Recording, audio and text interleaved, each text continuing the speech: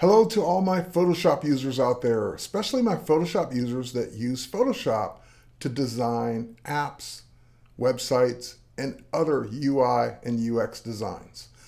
I've got a UI design here for a potential mobile app. As you can see, the screen is kind of like a iPhone 10, maybe a little longer for scrolling. I've got items already on the artboard here in my layers panel. And people do this kind of work in Photoshop every single day. And that's cool, but I'm going to show you a workflow that I think you might want to adopt for your next design. Before we go any further, I want to go ahead and just show you one of the things that we can do is we can, of course, add another image to this particular artboard. And I want to do it in a shape. So I've got the shape here. As a matter of fact, it's in my CC library. This shape was originally created and drawn. It's just a simple shape here in Illustrator. And I'm just going to go ahead and pull that in and hold down my Option or Alt key so it comes in no longer linked to the library. I just want to bring it as a freestanding shape. Once I get that in place, I can of course use any number of ways to select the inside, because what I really want to do is use the inside as a mask for my photo. So this is, again, standard Photoshop 101. I've got the photo here. I'm just going to go ahead and copy it. And then I'm just going to go over here and do a standard paste into. And that will automatically create a new layer, and it'll automatically create a mask for it. But you might say, well, where's the rest of the car? It's there. It's just so big we can't see it. So let's free transform it, Command T, zoom out so we can get to the handles here. And it's a big car. Let's go ahead and scale it down. And this is, again, stuff we do every single day in Photoshop because things you bring in may not be at the same resolution as your original artboard, which in this case, the photo is much larger. So let's go ahead and just move that over a bit so we can see the rest of the car, and done.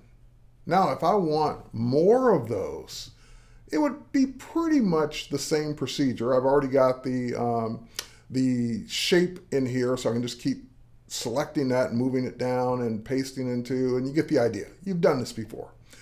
Let's switch over to Adobe XD. Adobe XD is a lightweight application for your UX and UI design projects. So I've got several artboards here, including a replica of the one we just worked on. And in this case, I want to do the same kind of thing, bring in that photo into this artboard, but let's see how we can do it with XD. So let's go to the File menu, where I'm going to go ahead and grab those same libraries in that same shape. There it is. I'm just going to go ahead and hold down my Option or Alt key to drag it in so that it's not linked, just like we did in Photoshop. I'm going to go ahead and move it up a bit, just like we did in Photoshop. And now that I got it in place, I want to go ahead and use it for my photo. Now I can grab the photo from here, but I'm going to go ahead and go to the operating system where I've got multiple photos. And I'm just going to go ahead and grab the Cuba one that we brought in before. But you notice the difference is that I get the ability to hover it near the edge of the shape and use that shape as a frame, cutting down the number of steps it would take to make this a mask. It just automatically masks it, automatically scales it, and it just fits. And of course, I can still move it around and scale it, but you get the idea. It's a lot faster to do it this way. Now, so far so good. You could do it either way. Do it in Photoshop, do it in XD, but I'm going to show you a workflow that I think ultimately you'll want to use them both together. So in addition to that photo, I'm going to go ahead and pull in some text. I'm just going to grab my type tool, and I'm just going to click and type the word Cuba. And of course, I want the word Cuba to be styled a certain way. So we've got styles here, style sheets or character styles here in Adobe XD, similar to the same ones that you would create inside of Photoshop. I've also got the ability to pull in or use symbols. So there's a saved symbol here. It's these folks here that like the particular photos, just to replicate that. I'm just going to go ahead and drag this over as well and just use that for my symbols. Now, again, you can do all of this in Photoshop. You can use CC libraries to pull in things and use them like symbols. But this is where Adobe XD really shines, is when I need to repeat this, when I need more of these. Instead of selecting these and copying and pasting them, I'm going to select all three and use a an Adobe XD exclusive feature. It's called Repeat Grid. With Repeat Grid, I can just simply click, and it now has turned that selection into a repeat grid that can repeat horizontally. Just simply drag out a handle, or vertically, which is what I really want in this case, and I can repeat that down as far as I need to go. I can even go further down if I need to. Now that I've got that in place, of course it's just repeated it. The spacing is off. I need that spacing to be tighter, and you'll notice that when I hover in between, I get controls that allow me to tighten up the spacing. So far so good. I've achieved a copy, paste, or duplicate, but again, because that's a repeat grid, it's got some special attributes.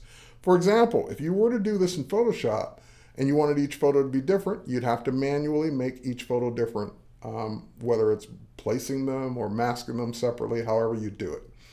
Now in Adobe XD, I'm just going to go back and grab all the photos that I want. They're in the order I want, and I just drag them in, and it automatically updates the repeat grid.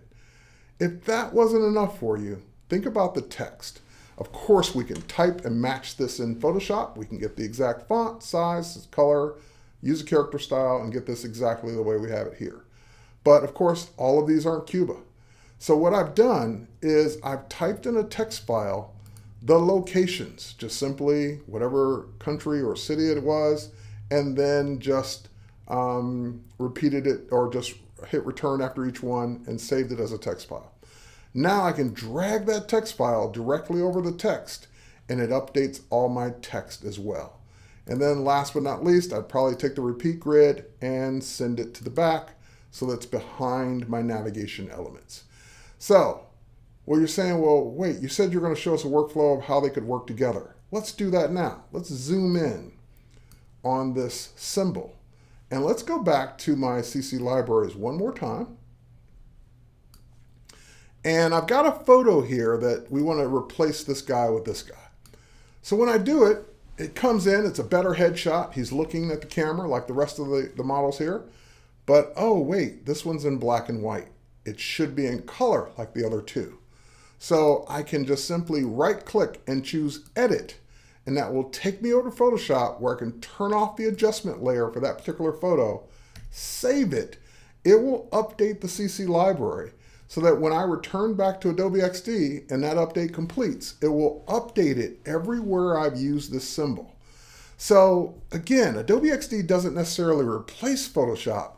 It just makes your UX UI designs easier when you use the two together. So with that said, if you haven't already checked out Adobe XD, go ahead and download it. There's no charge to do so, and there's no charge to continue to use it. So take care, everyone. Thanks for watching, and we'll catch you on the next one.